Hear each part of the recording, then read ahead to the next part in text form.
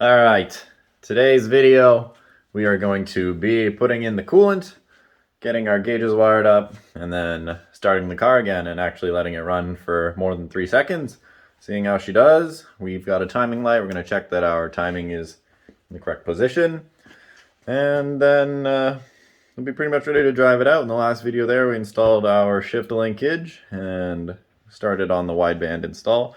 So that's about it.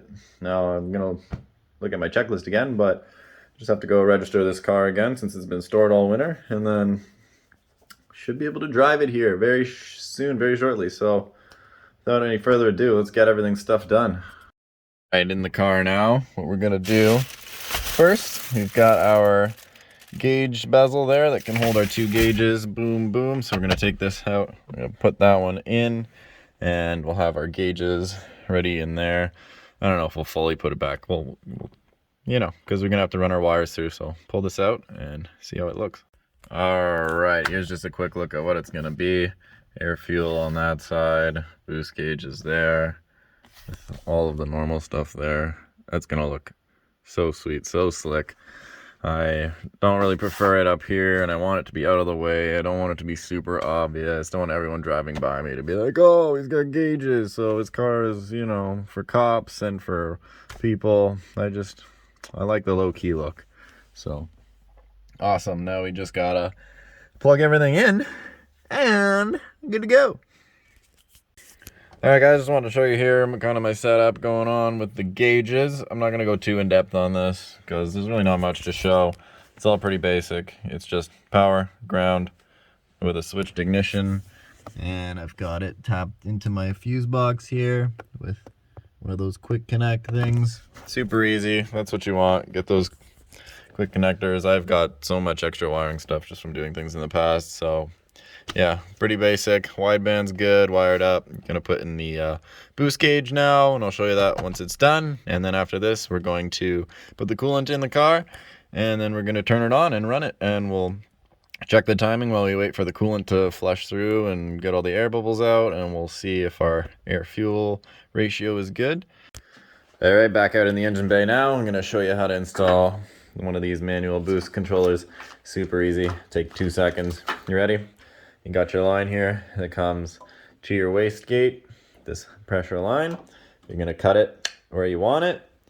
This piece here, which has the arrow towards the wastegate, is gonna go between those 2 pieces where you cut it in there, and then you're gonna run a hose from this to here to the bottom one, so the arrow points at this, and this just vents to the atmosphere. And if you were to locate this in your cabin or something, you'd want to run a hose from this to outside, because you'll just hear a constant air leaking sound, which could be quite annoying.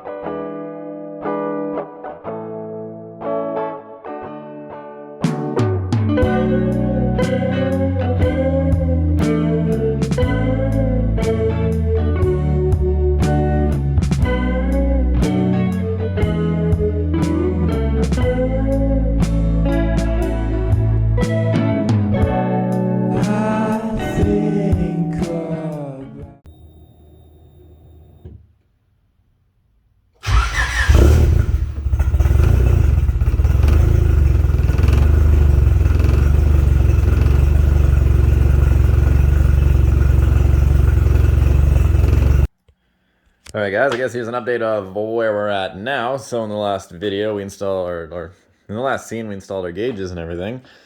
And we were able to run the car for a little bit. I got to check engine light, so I decided, I'll stop the car and check the codes first. And then I went to start it again, and it was like, no, we're not going to start. So this is where we're at. We have no spark. I've taken apart a distributor. I think after narrowing it down and using, I had a distributor out of a Japanese B20 block. Things in here look nicer, so we swapped them around, but still didn't work. Here's the coil that was in the car, and it has these those markings on it normally mean it's bad, and I mean I somehow managed to snap this taking it out of the car, so went and got a new one. I'm gonna throw it in there, hopefully it starts. If not, this is gonna be super fucking annoying. I hate chasing problems like this. Alright guys, so after we messed around with that distributor there for, it's been a few days now, I've come to the conclusion we just need to buy a new one. Replaced the ignition coil as well as our ICM in it. Still no dice. We checked, the wiring is good, it has ignition power, everything. Basically, this seems to be popular on the forums that they check and replace everything that's needed, but still for some reason they swap a whole new distributor in and it works, and literally I don't see anything else that could be wrong with this. Like, it was running and now it's not. So we're waiting on a distributor to be here. Alright, so we just received a brand new distributor in the mail. We're putting brand new wires, brand new spark plugs. We're going to be gapping those to 0.030 thousandths of an inch. Throwing this in and crossing our fingers that this works. If it doesn't, I'm going to cry and you probably won't hear from me for a while. So if that's not the next clip, you know why. Alright you guys, so here's the answer to what happened there. We thought we lost spark. I tried the tests again with my dad just to see and make sure. And turns out there was spark, I just wasn't seeing it with my test light the way I was doing it. And we did a compression test. We've got low compression, like 120 on all cylinders, which means that somehow we fucked up the break-in. I don't know. I'm very certain we installed everything correctly. And I guess on the first time I got it started there, maybe I should have let it run longer. I don't know. Point is, this engine's not going to work. So what we're doing is we're going to go pick up a, seems like probably a B20 non-VTEC engine, 2 liter Honda motor.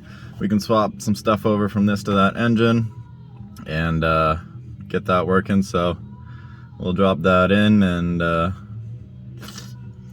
that's what's up. We're gonna go get a whole long block from Montreal tomorrow. So right now we're just gonna get started on pulling that engine out, I guess. Fun stuff, but soon, very soon, we'll get this done as quick as possible and we'll get this thing driving.